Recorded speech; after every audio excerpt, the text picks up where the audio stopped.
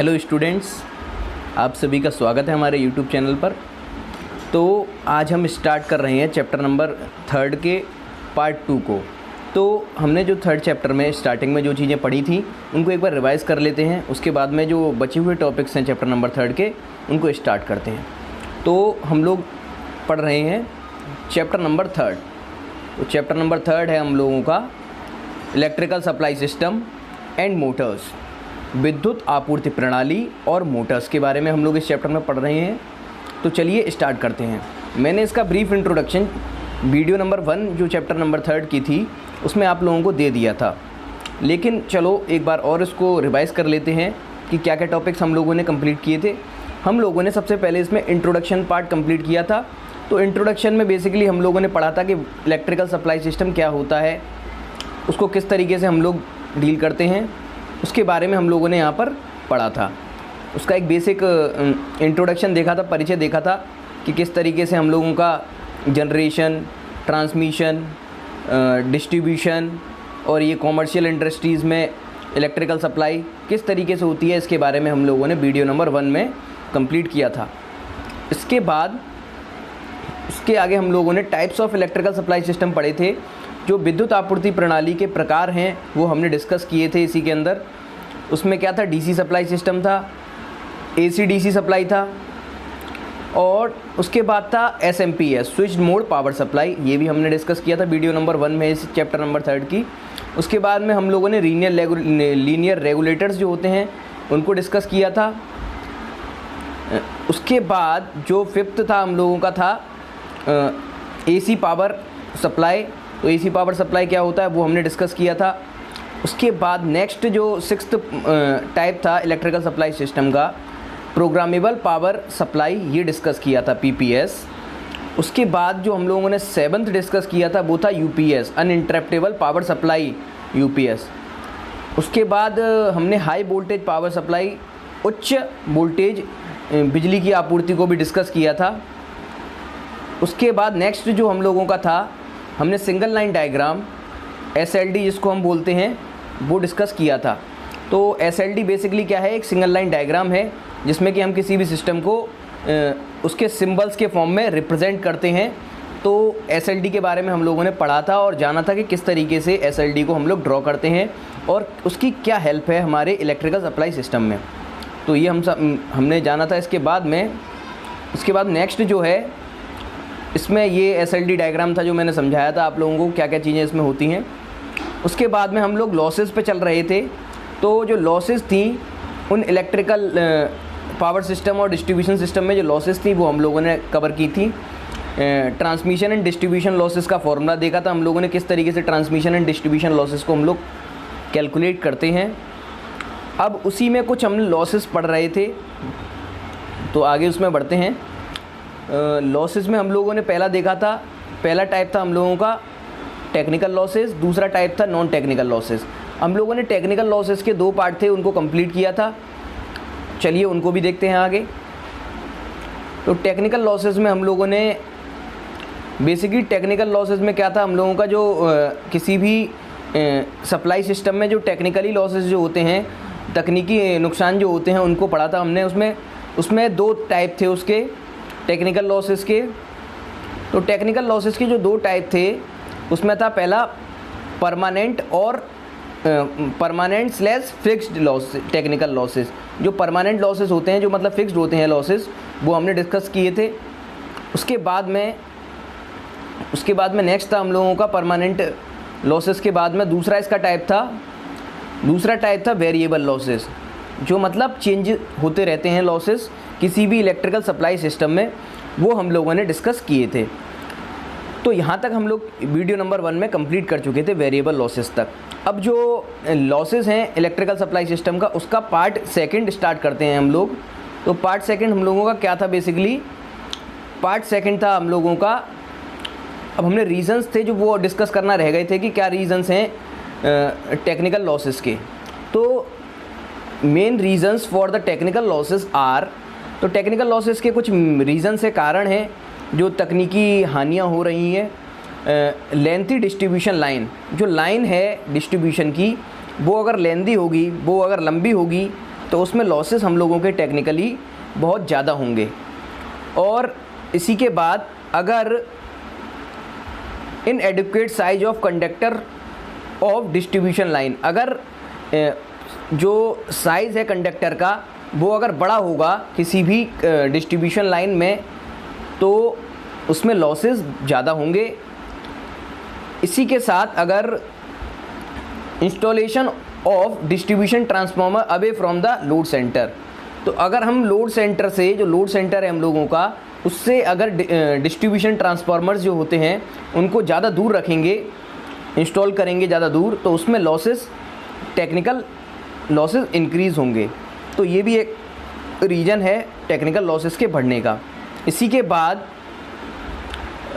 Low power factor of primary and secondary distribution system, तो power factor अगर लो होगा तो टेक्निकल लॉसेस बढ़ेंगे। तो इसीलिए हम लोग क्या करते हैं, इम्प्रूवमेंट ऑफ पावर फैक्टर करते हैं। तो low power factor is the main reason for the technical losses by the primary and secondary distribution system. तो प्राइमरी और सेकेंडरी डिस्ट्रीब्यूशन सिस्टम में अगर हमारा power factor that is cos phi अगर वो लो होगा तो हमारे टेक्निकल लॉसेस ज़्यादा होंगे।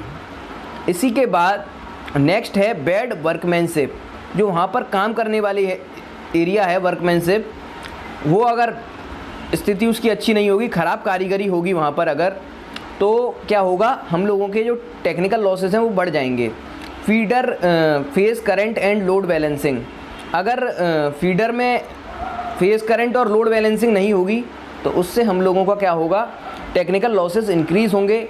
इसी के साथ load factor effects on, load factor का इफेक्ट होता है लॉसेस पर। तो load factor is also important part for the technical losses. जो टेक्निकल लॉसेस हो रहे हैं उसमें लोड फैक्टर अपना भी एक इम्पॉर्टेंट रोल प्ले करता है। जैसे लोड का जो फैक्टर है उसका एक इम्पॉर्टेंट रोल है किसमें, एक टेक्निकल लॉसेस को इंक्रीज़ करने में। तो अगर हम लोड फैक्टर को इम्प्रूव कर दें तो हम अपने टेक्निकल लॉसेस को रिड्यूस कर सकते हैं। तो main reason behind the technical losses उसमें एक ये भी आता है, लोड फैक्टर भी। अगला है ट्रांसफार्मर साइजिंग एंड सिलेक्शन, ये भी एक इम्पॉर्टेंट रीज़न बन जाता है कि किसी भी ट्रांसफार्मर का साइजिंग, मतलब उसका साइज किस तरीके का रखना है हमें लोड के अकॉर्डिंग, और उसका सिलेक्शन किस टाइप का हम लोगों को ट्रांसफार्मर रखना है, करंट ट्रांसफार्मर रखना है या पोटेंशियल ट्रांसफार्मर रखना है, उसके बेसिस पर हम लोगों को, या फिर इंस्ट्रूमेंटेशन ट्रांसफार्मर रखना है। एज़ पर द रिक्वायरमेंट हम लोग ट्रांसफार्मर का सिलेक्शन करें और उसको यूज़ करें। अगला है नेक्स्ट बैलेंसिंग 3 फेज़ लोड, अगर हम लोगों का लोड अनबैलेंस्ड है, अनमैच्ड लोड है, अगर बैलेंस नहीं है लोड, तो that will cause the technical losses, तो वो टेक्निकल लॉस कॉज करने के लिए रोल प्ले करेगा। इसी के साथ स्विचिंग ऑफ ट्रांसफार्मर, तो ट्रांसफार्मर की स्विचिंग होने से, ऑन ऑफ होने से उसमें लॉसेस होते हैं, उनको भी हम टेक्निकल लॉसेस में ही काउंट करते हैं। तो ये हम लोगों के रीज़न्स कंप्लीट हो गए किसके, टेक्निकल लॉसेस के। अब इसी के बाद जो पार्ट सेकंड है हम लोगों का वो है नॉन टेक्निकल लॉसेस और कॉमर्शियल लॉसेस, इन्हीं को हम कॉमर्शियल लॉस बोलते हैं, यही नॉन टेक्निकल लॉसेस होते हैं। तो नॉन टेक्निकल लॉसेस होते क्या हैं, the non technical losses are at 16.6% and related to the meter reading, defective meter and error in the meter reading, billing of consumer energy consumption, जो customer है उसके energy consumption का जो billing है उस पर, lack of administration, financial constraints and estimating unmetered supply of energy as well as energy theft. तो non technical losses जिनको कि हम कहते हैं कॉमर्शियल लॉसेस, उसके मेन रीजंस कुछ ये हैं कि अगर किसी भी मीटर में डिफेक्ट है या किसी रीडिंग लेने में एरर आ रहा है वो, या किसी भी जो कंज्यूमर है उसको लैक ऑफ एडमिनिस्ट्रेशन, मतलब जो एडमिनिस्ट्रेशन है, जो बिजली विभाग है, अगर वो अच्छी तरीके से अपना दायित्व नहीं निभा रहा है तो उसकी वजह से भी लॉसेस हो सकते हैं। फाइनेंशियल प्रॉब्लम्स होने की वजह से कुछ लॉसेस हो सकते हैं। और एस्टिमेशन अनमीटर्ड सप्लाई, जो जिन लोगों ने कनेक्शन ले रखा है लेकिन मीटर नहीं लगवा रखे हैं, उनकी वजह से जो लॉसेस आ रहे हैं, ये सभी लॉसेस और एज वेल एज जो थेफ्ट, जो चोरी कर रहे हैं लोग, उनके चोरी करने से जो हानि हो रही है, लॉस हो रहा है इलेक्ट्रिकल बोर्ड को, इलेक्ट्रिकल सप्लाई बोर्ड को, तो वो लॉसेस हम लोग किस में कैलकुलेट करते हैं? वो लॉसेस हम लोग नॉन टेक्निकल लॉसेस के अंदर कैलकुलेट करते हैं और मानते हैं। ये अप्रॉक्स हम लोगों के 16.6% होते हैं। तो ये हम लोगों के कहलाते हैं क्या? Non technical losses. अब इसके रीजंस क्या हैं नॉन टेक्निकल लॉसेस के, वो हम देखते हैं।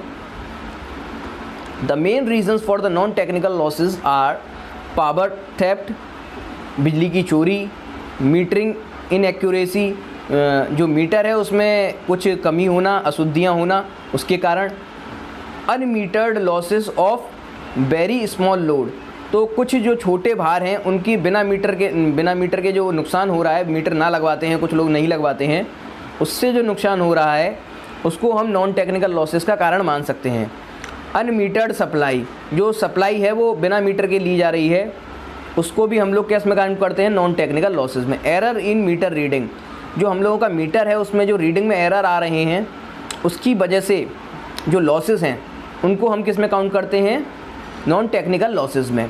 इसी के साथ बिलिंग प्रॉब्लम, जो हम लोगों का बिल निकालने वाले आते हैं, अगर वो किसी तरीके का कुछ घपला कर देते हैं तो उसकी वजह से जो लॉसेस होंगे इलेक्ट्रिकल सप्लाई बोर्ड को, उनको हम काउंट करेंगे किसमें? नॉन टेक्निकल लॉसेस में। नाउ नेक्स्ट जो टॉपिक है हम लोगों का उसी चैप्टर में, थर्ड में, वो है हम लोगों का अंडरस्टैंडिंग इलेक्ट्रिसिटी बिल। तो हम समझते हैं कि इलेक्ट्रिसिटी बिल क्या होता है, उसको किस तरीके से हम लोग देख सकते हैं। तो इलेक्ट्रिसिटी बिल को हम लोग समझते हैं तो जनरली जो हमारा डोमेस्टिक लोड है, जो डोमेस्टिक बिल है, वो किस तरीके से, किस आधार पर दिया जाता है, उसके क्या पैरामीटर्स हैं, किस तरीके से कैलकुलेशन होती है, वो सब हम इस टॉपिक में कंप्लीट करेंगे। ये टॉपिक आप लोगों के लिए बेसिक लाइफ में भी इम्पॉर्टेंट है और आप लोगों के सिलेबस के लिए भी इम्पॉर्टेंट है। तो मैं सभी बच्चों से कहूँगा कि इस टॉपिक को थोड़ा अच्छी तरीके से समझें, क्योंकि हर कोई इलेक्ट्रिसिटी का यूज़ कर रहा है और हर किसी को इलेक्ट्रिसिटी बिल को समझना ज़रूरी है। तो किस तरीके से हम लोगों के जो बिल आते हैं घरों के, वो आते हैं, उनको समझते हैं। तो generally domestic bills is calculated as per the slab provided by the individual electricity board. तो किसी भी एक इंडिविजुअल, किसी भी एक सरकार के इलेक्ट्रिसिटी बोर्ड है, जैसे यूपी गवर्नमेंट है तो उसका यूपीपीसीएल है, राजस्थान गवर्नमेंट है तो राजस्थान विद्युत बोर्ड है, पंजाब है तो पंजाब का अपना एक इलेक्ट्रिसिटी बोर्ड है। तो सब अलग अलग इंडिविजुअल स्टेट्स के अपने इलेक्ट्रिसिटी बोर्ड्स हैं और कुछ बोर्ड्स प्राइवेट भी हैं, जैसे कि टोरेंट पावर है, ये प्राइवेट इलेक्ट्रिसिटी बोर्ड है। तो इन सभी बोर्ड्स के अपने अपने एक स्लैब्स होते हैं, अपने अपने स्लैब्स मीन्स होता है यहाँ पर जो स्लैब्स होते हैं, अलग अलग पैमाने होते हैं, अलग अलग पायदान होते हैं किसी भी बिल को कैलकुलेट करने के लिए। तो ये लोग अपने उसके बेसिस पर कैलकुलेट करते हैं।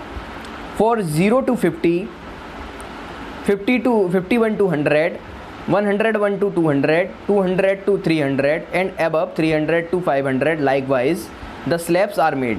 तो इस तरीके से कुछ इन लोगों ने पायदान बनाए हैं। अगर 0 से 50 के बीच में आता है, या 51 से 100 के बीच में आता है, 101 से 200 के बीच में आता है, 201 से 300 के बीच में आता है, या 301 से 500 के बीच में, और लाइकवाइज इसी तरीके से अगर बढ़ता जाता है।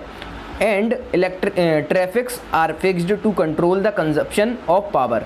तो इस तरीके से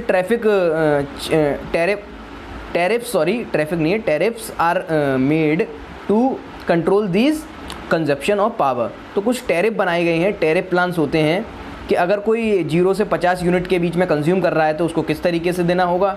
वो 51 से 100 के बीच में कंज्यूम कर रहा है इलेक्ट्रिकल एनर्जी को, इलेक्ट्रिकल यूनिट्स को, तो उसको कितना देना होगा। 101 से 200 के बीच में कंज्यूम कर रहा है तो उसको कितना देना होगा। 200 से 300 है तो कितना देना होगा। तो इस तरीके से स्लैब्स बनाए गए हैं, इस तरीके से खाँचे बनाए गए हैं। तो these slabs and tariffs rates are do tough to the billing meters, taught to the billing meters. जो बिलिंग मीटर्स हमारे हैं, जो बिल निकालने के मीटर्स हैं, उनको फिक्स किया जाता है इसी बेसिस पर। उसमें फ़िक्स इस तरीके से करते हैं, अगर 0 से 50 के बीच में यूनिट कोई कंज्यूम कर रहा है तो उसका कुछ अलग रेट लगेगा, 51 से 100 कंज्यूम कर रहा है उसका कुछ अलग रेट होगा, 100 से 200 कर रहा है उसका कुछ अलग होगा। तो ये तरीके मीटरिंग जब बिल निकालने वाला आता है तो वो इस तरीके से हम लोगों के बिल को जनरेट करके देता है। उसके जो इलेक्ट्रिकल बिलिंग मशीन है उसमें इस तरीके की कमांड सेट होती हैं, तो उस बेसिस पर वो निकाल देते हैं। तो electricity consumption is recorded in terms of kilowatt hour, तो KWH किलोवाट आवर्स, और उसी को हम यूनिट्स बोलते हैं। इसमें हम लोग अपनी इलेक्ट्रिकल एनर्जी कंजप्शन को रिकॉर्ड करते हैं, मार्क करते हैं, लिखते हैं।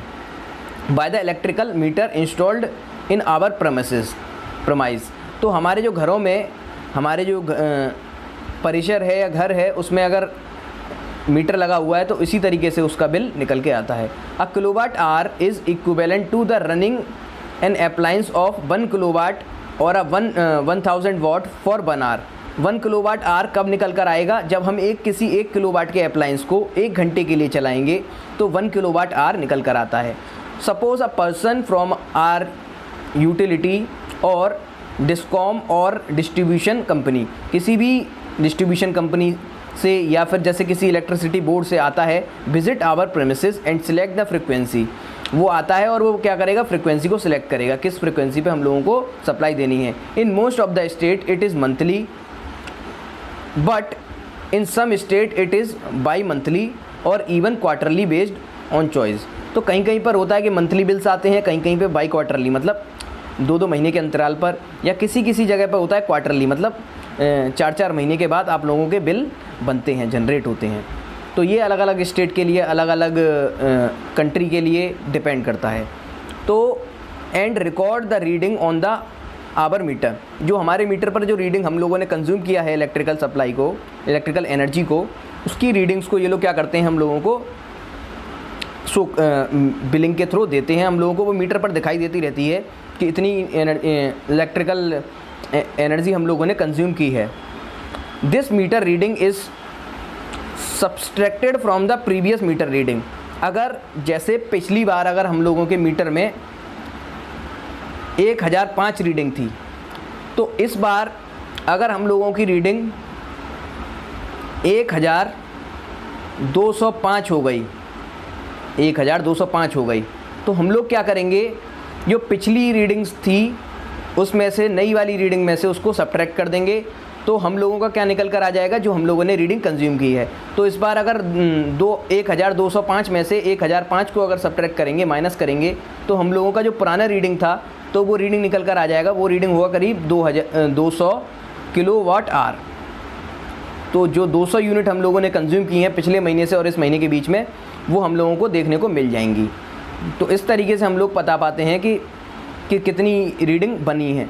तो जो पिछली रीडिंग थी उसमें से जो अब नई रीडिंग बनकर आई हैं वो हम लोग माइनस कर देते हैं और हम उससे बता देते हैं कि इतनी आपने एनर्जी इलेक्ट्रिकल बिलिंग में जो यूनिट्स हैं वो कंज्यूम की हैं।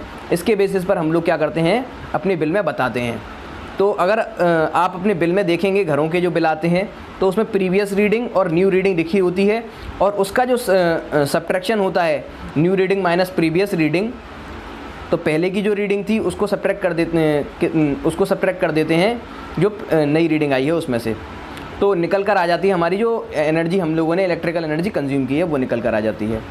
The unit consumed are then applied to the slab. जो स्लैब हमको टैरिफ दिए गए हैं, टैरिफ स्ट्रक्चर, उसके बेसिस पर हम लोग इसमें अपने इलेक्ट्रिसिटी चार्जेस को काउंट करने के लिए, कैलकुलेट करने के लिए उसमें डाल देते हैं। तो जैसे कि अगर आपका 50 से 100 है, या 1 से 50 के यूनिट के बीच में है, या फिर 100 से 200 के बीच में है, उसी स्लैब में हम लोग इसको डाल देंगे और इसी के बेसिस पर हम लोग क्या देते हैं, अपना बिलिंग निकाल कर देंगे। The unit consumed are then applied to the slab based on the structure to come out with the energy electricity charges. In all states the tariff structure for residential consumers are designed in such a way that per unit charge is less if the consumption is less and more if the consumption is more। तो इस तरीके से हम लोगों के ये बनाए गए हैं चार्जेस कि इस तरीके से डिज़ाइनिंग की गई है कि अगर कोई भी व्यक्ति अगर इलेक्ट्रिकल एनर्जी को ज़्यादा कंज्यूम कर रहा है तो उसको ज़्यादा पैसे देने होंगे, और अगर वो कम कंज्यूम कर रहा है तो उसकी रेट भी कम हो जाएंगे, मतलब टैरिफ्स कम हो जाएंगे, टैरिफ प्लान कम रेट का लगेगा। तो in fact it increases the significance as we increase our electricity consumption, मतलब इनसिग्निफिकेंटली ये बढ़ता जाता है अगर हम लोग अपना एनर्जी कंजप्शन को कंज्यूम ज़्यादा करते हैं। फॉर एग्ज़ाम्पल, अब एक एग्ज़ाम्पल से हम लोग समझते हैं कि किस तरीके से ये होता है। तो suppose in Mumbai Reliance energy has the following tariffs. Reliance company है, रिलायंस एनर्जी है, उसका एग्जांपल के लिए हम लोग मान रहे हैं कि उसके टैरिफ्स कुछ इस प्रकार हैं। फर्स्ट 100 यूनिट्स के लिए उसके 2 रुपये 96 पैसे हैं पर यूनिट। अगर 200 नेक्स्ट 200 यूनिट्स के लिए, मतलब 100 से 200 और ऐड कर दो, मतलब 101 से लेकर 300 के बीच में 5 रुपये 56 पैसे पर यूनिट उसका चार्ज होगा। उसके नेक्स्ट 200 यूनिट, मतलब 301 से 500 के बीच में 9 रुपये 16 पैसे पर यूनिट चार्ज होगा। इसी के बाद एनी यूनिट आफ्टर 500 से ऊपर जितनी यूनिट होंगी उनको हम लोग कैलकुलेट करेंगे 10 रुपये 61 पैसे से पर यूनिट के रेट पर। तो सपोज़ अगर हम लोगों ने take the above case if our consumption is less than 100 unit, अगर हमारा कंजप्शन 100 यूनिट से कम है तो वी जस्ट पे 2 रुपीज़ 96 पैसा, 2.96 मीन्स 2 रुपये 96 पैसे पर यूनिट हम लोग देंगे। But if our consumption is increased beyond 500 units, अगर हमारा 500 से बढ़ेगा तो every unit above 500 is charge as 10 rupees 10 रुपये 61 पैसे पर यूनिट हम लोग चार्ज करेंगे। So if be consumed 540 in a month, अगर हमने 540 यूनिट कंज्यूम की हैं तो हमारा बिलिंग का कैलकुलेशन किस तरीके से होगा वो हम देखते हैं। तो बिलिंग का कैलकुलेशन किस तरीके से होगा, जैसे हमने 540 यूनिट कंज्यूम की हैं तो फर्स्ट 100 यूनिट के लिए हम लोगों का 2 रुपये 96 पैसे से देंगे, तो हमने 296 रुपये हो गए हम लोगों के। फिर उसके बाद में नेक्स्ट 200 यूनिट के 5 रुपये 56 पैसे से देंगे, तो जो 100 पहले हो गई और 200 अब हो गई तो 300 हो जाएंगी। तो इसके लिए बची हुई 200 यूनिट के लिए हम लोग 1112 रुपये देंगे, और उसके आगे 200 और हुई तो मतलब 300 से आगे 301 से 500 के बीच में हम लोग 9 रुपये 16 पैसे देंगे, तो 1800 रुपये उसके हो गए। और बची हुई जो 500 से अबव हैं वो 540 हैं, तो 501 से लेकर 540 के बीच की उसका हम लोग 10 रुपये 61 पैसे से हिसाब करेंगे, तो उसका हो गया 424 रुपये 40 पैसे। तो जब इस टोटल को हम लोग ऐड करेंगे इस चारों स्लैब्स को, तो हमारा वो जो बिल है उसकी जो हमारा इलेक्ट्रिसिटी कंजप्शन है उसका बिलिंग चार्ज निकल कर आ जाएगा। अगर हम लोग क्या करते हैं, एनर्जी को कम कंज्यूम करेंगे, जैसे कि हम लोग 100 से 200 के बीच में कंज्यूम करेंगे तो हमारा बिल कम आएगा, तो उसमें बिल कम रहेगा, तो हम लोगों को कम चार्जेस इलेक्ट्रिसिटी चार्जेस देने पड़ेंगे। तो इस तरीके से ये होता है इलेक्ट्रिसिटी बिल। तो इस तरीके से हम लोगों ने समझा कि किस तरीके से आपका जो स्लैब है, किस स्लैब में आपको बिल देना होता है और किस तरीके से टैरिफ्स लगाए जाते हैं किसी भी मीटर के बिलिंग पे। तो ये आप लोगों का कंप्लीट होता है ये। इसके बाद नेक्स्ट जो हम लोगों का टॉपिक होगा, तो नेक्स्ट है इलेक्ट्रिसिटी टैरिफ्स। तो इलेक्ट्रिसिटी के टैरिफ्स क्या होते हैं वो हम लोग देखेंगे नेक्स्ट वीडियो में। हम लोगों का जो इलेक्ट्रिसिटी टैरिफ्स है उसको नेक्स्ट वीडियो में हम लोग देखते हैं। तो आप लोग हमारे यूट्यूब चैनल से जुड़े रहिए और वीडियोस को लाइक कीजिए, चैनल को सब्सक्राइब कीजिए और अपने फ्रेंड्स के साथ शेयर कीजिए, जिससे कि हम लोग और मोटिवेट हो सकें अच्छी वीडियो बनाने के लिए। अगर आप लोगों को नोट्स चाहिए तो डिस्क्रिप्शन में वीडियो के टेलीग्राम का लिंक दिया हुआ है, वहाँ से आप लोग हिंदी और इंग्लिश दोनों टाइप के नोट्स डाउनलोड कर सकते हैं और पढ़ सकते हैं, जो कि आपके लिए हेल्पफुल होंगे। इजी लैंग्वेज में दिए गए हैं नोट्स, हिंदी इंग्लिश दोनों में हैं, तो आप लोगों को उससे बेनिफिट मिलेगा। Thank you.